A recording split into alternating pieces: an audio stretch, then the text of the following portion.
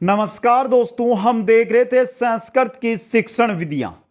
चाहे आप रीट की तैयारी कर रहे हो, चाहे सीटेट, चाहे यूपी टेट, चाहे किसी भी राज्य की टेट भर्ती हो, थर्ड ग्रेड भर्ती हो, विश्वास के साथ जो ये क्लासें लेकर आऊंगा, 7 से 8 क्लासें रहेगी संस्कृत शिक्षण विधियों की। इनसे बाहर आपको शायद ही कोई सा भी एग्जाम हो वहां पर क्वेश्चन मिले। और हम भी वो जो संस्कृत की शिक्षण विधियां उनको हिंदी भाषा में समझाते हैं, और जब क्वेश्चन करेंगे वो संस्कृत में लेकर आएंगे और वहां पर हिंदी अनुवाद के द्वारा आपको क्वेश्चन सोल्व करना भी बताया जाएगा दोस्तों।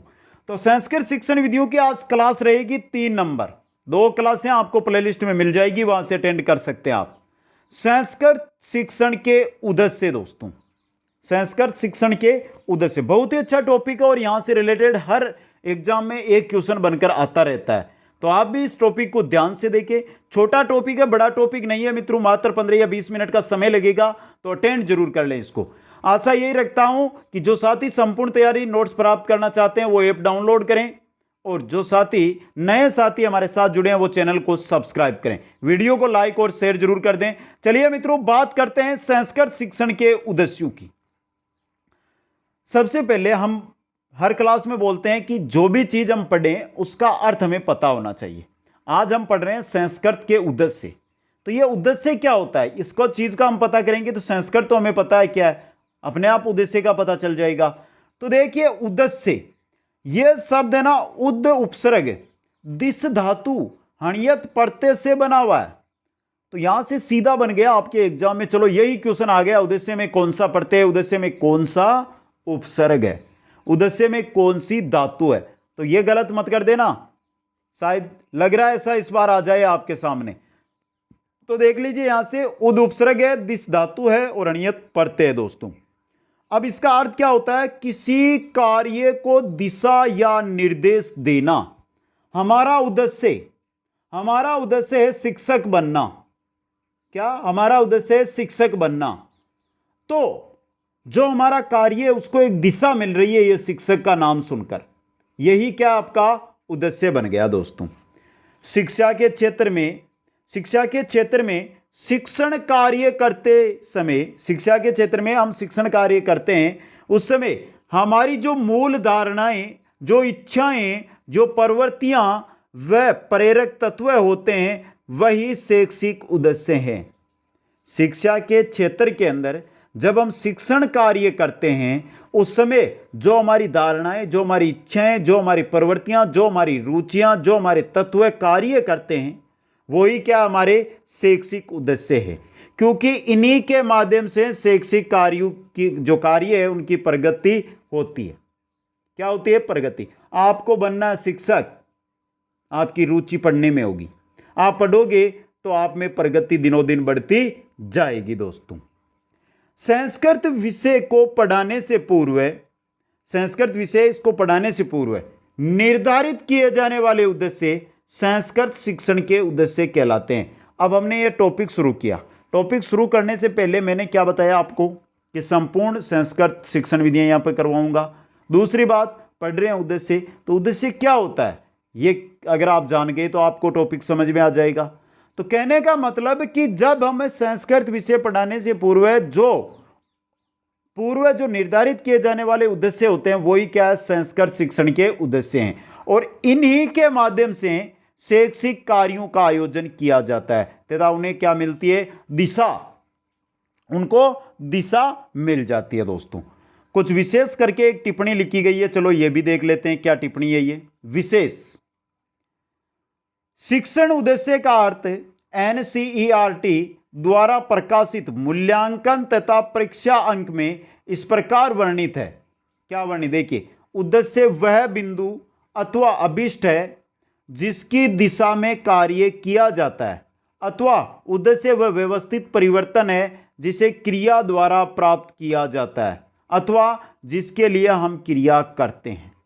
तो सीधी सी बात है, आपका उद्देश्य है शिक्षक बनना, तो आप उसके लिए ही तो कार्य प्रयत्न कर रहे हैं ना, ये तो आपका उद्देश्य क्या हो गया, शिक्षक हो गया। अब देखिए, इस परिभाषा के अनुसार शिक्षण उद्देश्य के अंदर 3 मुख्य बिंदु है। पहला दिशा, दूसरा व्यवस्थित परिवर्तन और तीसरा है क्रिया। उद्देश्य वह व्यवस्थित परिवर्तन है जिसे क्रिया द्वारा हम क्या करते हैं, परिवर्तन क्रिया द्वारा हम प्राप्त करते हैं। तो पहले हमें दिशा के बाद हम हमारी व्यवस्था में परिवर्तन करेंगे, क्रिया करेंगे और हमारा उद्देश्य को क्या कर लेंगे, प्राप्त कर लेंगे। दोस्तों आगे चलिए, शायद सभी साथियों को उद्देश्य यहां से समझ में आ गया होगा क्या उद्देश्य होता है। अब देखिए, संस्कृत शिक्षण के उद्देश्यों का वर्णन ब्लूम के द्वारा दी गई टेक्सोनोमी के आधार पर तथा विभिन्न स्तरों के आधार पर किया जाता है। देखिए यहां पे ब्लूम और उनके सहयोगियों ने शैक्षिक लक्ष्यों के निर्धारण की दिशा में महत्वपूर्ण कार्य किया है। ब्लूम ने स्पष्ट किया कि मूल्यांकन की दृष्टि से निष्पत्ति परीक्षाओं के निर्माण में विभिन्न शैक्षिक उद्देश्यों का मापन एवं मूल्यांकन होना चाहिए। जो निष्पत्ति परीक्षाएं हैं उनके निर्माण में जो शैक्षिक उद्देश्य हैं, जो उद्देश्य शिक्षण से संबंधित जो उद्देश्य हैं, उनका क्या होना चाहिए, मापन और मूल्यांकन। किसने, ब्लूम ने कहा। ब्लूम ने यानी उन्होंने निष्पत्ति परीक्षा विषय वस्तु केंद्रित करने के बजाय उद्देश्य केंद्रित बनाने पर क्या दिया, बल दिया। ब्लूम ने कहा कि आप जो परीक्षा बना रहे हैं, परीक्षा सिस्टम कर रहे हैं, उसको आप विषय वस्तु पर आधारित मत बनाइए, उसको उद्देश्य पर आधारित परीक्षा बनाइए। दोस्तों इसके लिए उन्होंने शिक्षण उद्देश्यों को व्यवहारिक रूप में लिखने का प्रयास किया। अब देखिए मित्रों, ब्लूम ने संपूर्ण शैक्षिक उद्देश्यों को 3 भागों में विभाजित किया, ज्ञानात्मक पक्ष वाले, भावात्मक पक्ष वाले और मनोगत्यात्मक पक्ष वाले। 3 उद्देश्य, एक तो ज्ञानात्मक पक्ष के उद्देश्य, दो नंबर पे आएगा भावात्मक पक्ष के उद्देश्य, 3 नंबर पे आएंगे मनोगत्यात्मक उद्देश्य। अब देखिए 1 नंबर पर हम अध्ययन करते हैं ज्ञानात्मक पक्ष के उद्देश्यों का। कौन होते हैं ज्ञानात्मक पक्ष वाले उद्देश्य? देखिए, ज्ञानात्मक पक्ष में प्रत्यास्मरण अथवा ज्ञान के पहचानने और मानसिक योग्यताओं एवं कौशलों के विकास से संबंधित जो उद्देश्य हैं वो आते हैं। तो ज्ञानात्मक पक्ष में कौन से उद्देश्य आ रहे हैं? यहां से जो हमारे ज्ञान से जुड़े हुए, जो हमारी बुद्धि से जुड़े हुए, जो हमारी मानसिक योग्यताओं से जुड़े हुए, वो उद्देश्य। दोस्तों ब्लूम ने अपनी पुस्तक में ज्ञानात्मक शैक्षिक उद्देश्यों का वर्गीकरण में बताया, यह पुस्तक है, कि ज्ञानात्मक उद्देश्य द्वारा ज्ञानात्मक पक्ष को विकसित करने के लिए 6 वर्गों को पार करना पड़ता है। अगर आपने ये 6 वर्ग पार कर लिए तो आपका जो ज्ञानात्मक पक्ष वाला उद्देश्य है वो पूरा हो जाएगा। सबसे पहले ज्ञान, ज्ञान के बाद बोध, बोध के बाद प्रयोग कीजिए, उसके बाद विश्लेषण, विश्लेषण के बाद संश्लेषण, संश्लेषण के बाद मूल्यांकन। ये 6 जो वर्ग है, जो तरीके हैं, जो कड़ियां हैं, इनको आपको पार करना होता है, तब जाकर आप ज्ञानात्मक पक्ष को पार करते हैं, ज्ञानात्मक पक्ष के उद्देश्य प्राप्त करते हैं। दूसरे उद्देश्य थे हमारे भावात्मक पक्ष वाले। इस क्षेत्र में अभिवर्ती मूल्यों, रुचि, प्रशंसा से संबंधित उद्देश्य सम्मिलित होते हैं।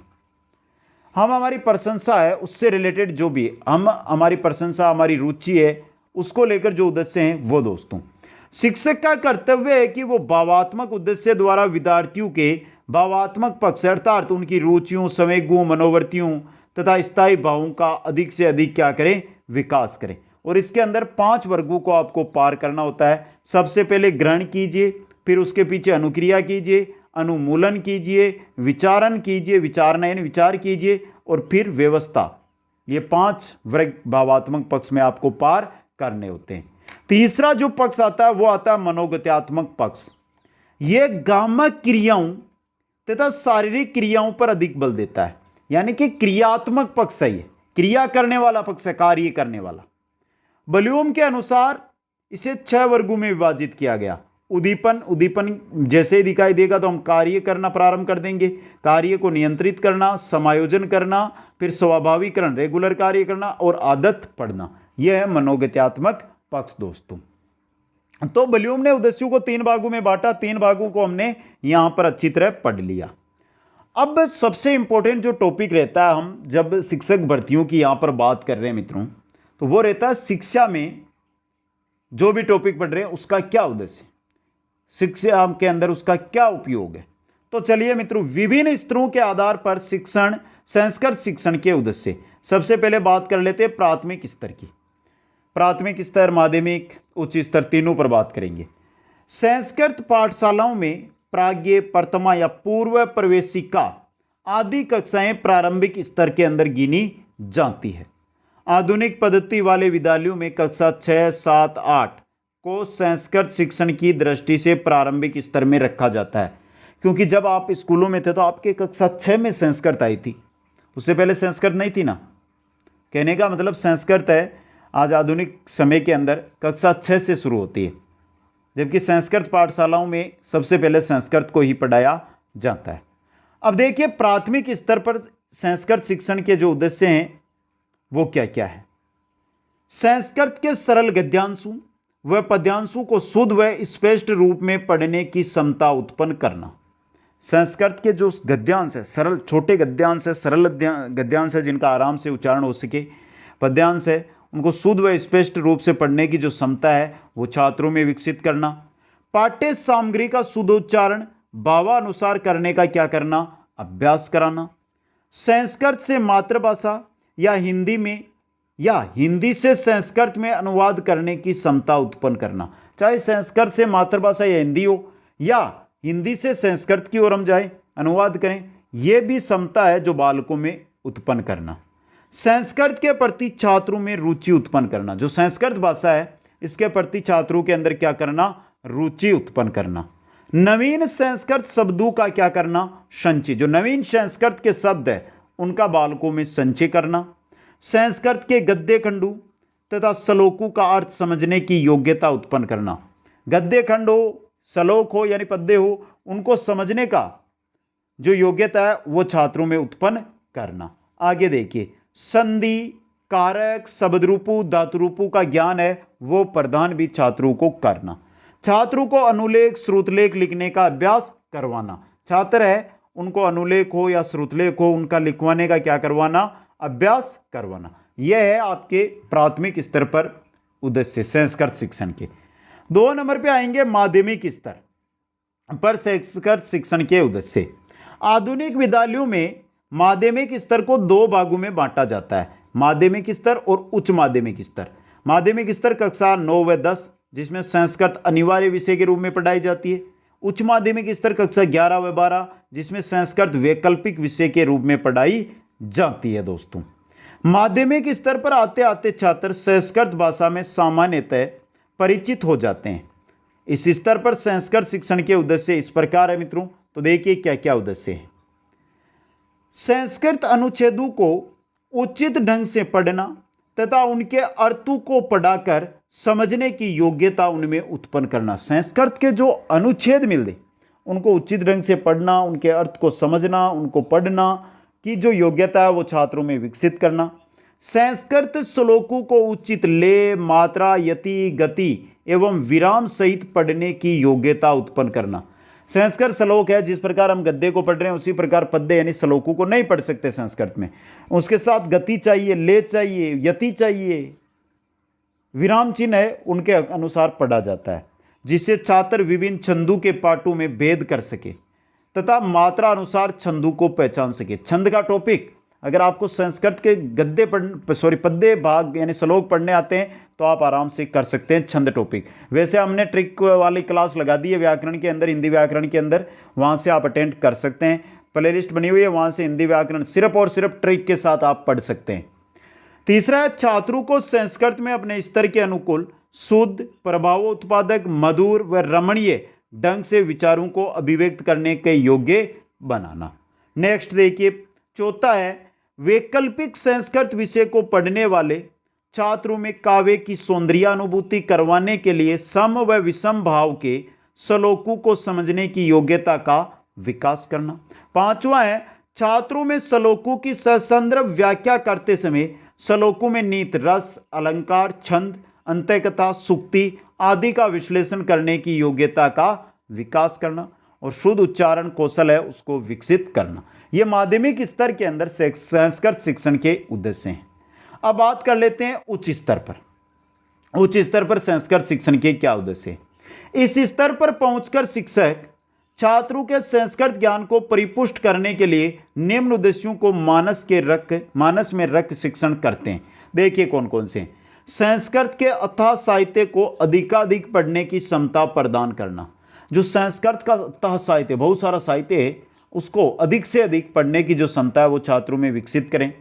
संस्कृत भाषा एवं साहित्य के प्रति छात्रों में अनुसंधानात्मक दृष्टिकोण उत्पन्न करना, छात्रों में मौलिक रचना करने की जो क्षमता है वो उत्पन्न करना, समस्या पूर्ति करने की जो योग्यता है वो विकसित करना। इसके अलावा मित्रों, इसके अलावा देखिए, संस्कृत रचनाओं का समालोचनात्मक विवेचन करने की क्षमता का जो है विकास करना। जो संस्कृत की रचनाएं हैं उनका समालोचनात्मक विवेचन कर सके, ऐसी क्षमता है वो विकसित करना।